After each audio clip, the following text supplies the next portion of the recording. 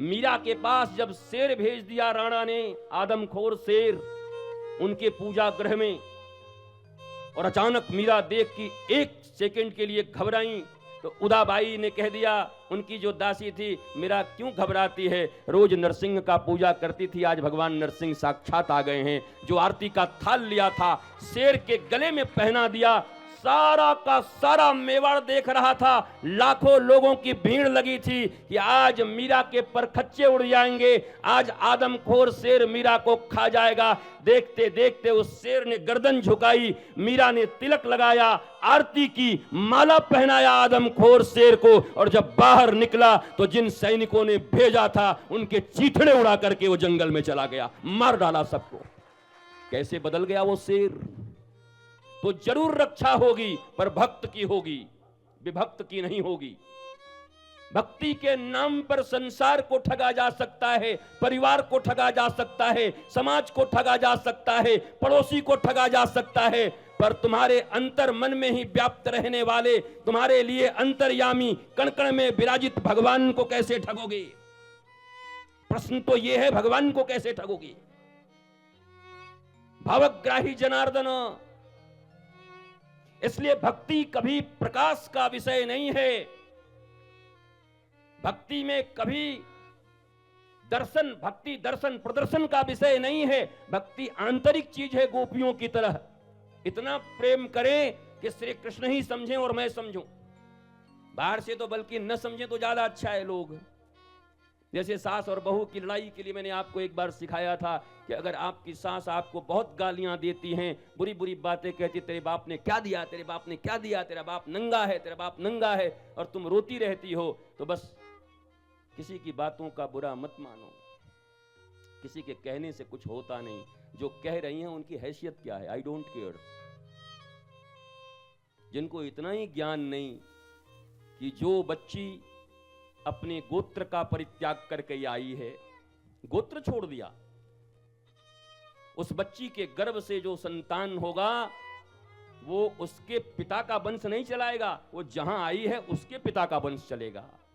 जिसने गोत्र छोड़े, जिसने नाम छोड़े, जिसने 20 से 25 साल तक जिस घर को अपना माना, केवल अग्नि के सामने 7 फेरे लेते ही, एक यज्ञ करते ही ये पिता का घर पराया घर हो जाता है और उस घर को अपना घर मान लेती है। अगर उस घर में जाने के बाद भी उसे चंद रुपए के कारण, कार और टीवी के कारण भिखारियों की तरह कोई रोज बोलता है, तो ऐसे लोगों की बातों का वैल्यू ही कितना। आई डोंट केयर कह दिया करो, मुंह पे मत बोलना, ऐसे चुपचाप देखते रहना, मुस्कुराते रहना। बोला लोभियों की जमात खड़ी है, खूब गाली दे, खूब ऐसे रोना, भीतर भीतर मत बोलिए मेरे पिता के लिए, और जैसे ही भीतर जाओ और दरवाजा बंद करके और बोलना आई डोंट केयर, वाह वाह रे मौज फकीर आदि बुढ़िया के बोलने से, रईस बुड्ढी के बोलने से क्या होना जाना है, बोलने दो इसको, छोड़ो, क्योंकि उसी लायक है वो।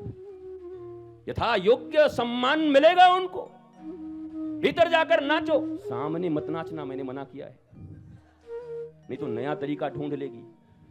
बोलेगा अच्छा इसका तो इसको बुरा ही नहीं लगता, तो नया कुछ ढूंढो। उसको जीवन भर यही सोचने दो कि मैं बहुत दुखी होती हूं। जैसे बोले तेरा बाप, बस मेरे बाप को बोलिए, मेरे को और कुछ बोलिए, बाप को मत बोलिए। वो और बोलेगी रस ले लेके तेरा बाप, क्योंकि उसको रस चाहिए ना। आपको जितना दुख होता है उसका रस लेने के लिए वो बोलते हैं, उनको कुछ चाहिए नहीं।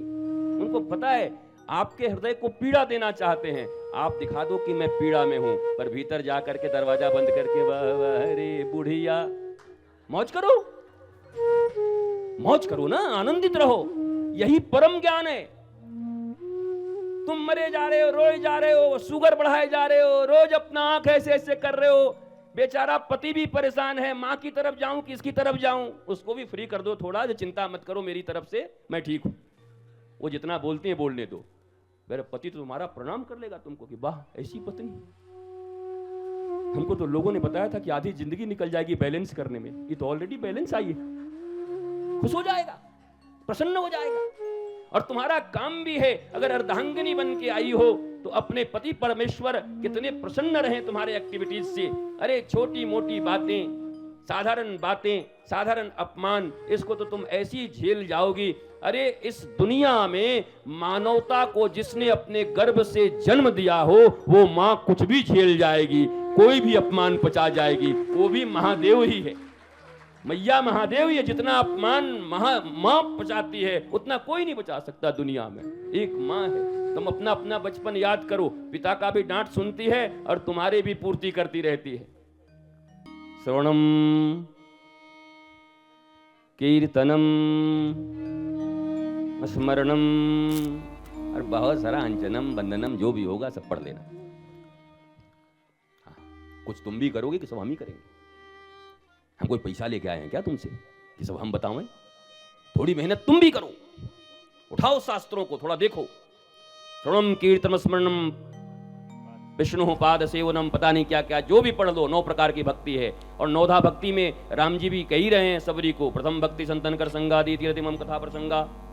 अच्छा 7वीं भक्ति भी अद्भुत है। 7वीं भक्ति क्या है जरा देखो तो भाई, किसी के बाद फट से गूगल से निकालो, नहीं तो किसी मुगल से पूछो। मोते अधिक संत कर लेखा। रात में चिंतन में कर रहा था, वो आदमी पूछते हैं भगवान ने कब कहा है कि मेरे से ज्यादा गुरु को महत्व देना, उस संत को महत्व देना? हमने 7वीं भक्ति में भगवान ने कहा मोते अधिक संत कर लेखा। हमने नहीं कहा, राम जी ने कहा भैया।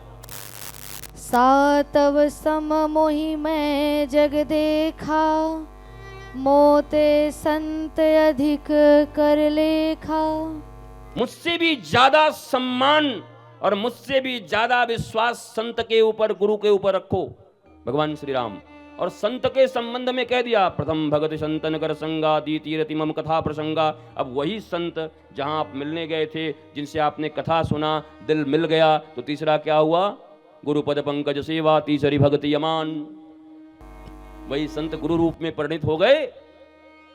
गुरुपद पंकज सेवा, तीसरी भक्ति यमान। 7वीं भक्ति में भगवान करें मोते अधिक संत कर लेखा। तो कहने को तो बहुत कुछ है, मगर किससे कहें हम? कब तक यूं ही चुप रहें और खामोश रहें हम? जी करता है रांची में हर कुछ बता दूं, शास्त्र के एक एक सूत्र के जो भी मोती हैं तुम्हारे ऊपर लुटा दूं, क्योंकि हमें तुमसे मोहब्बत है, मोहब्बत है, मोहब्बत।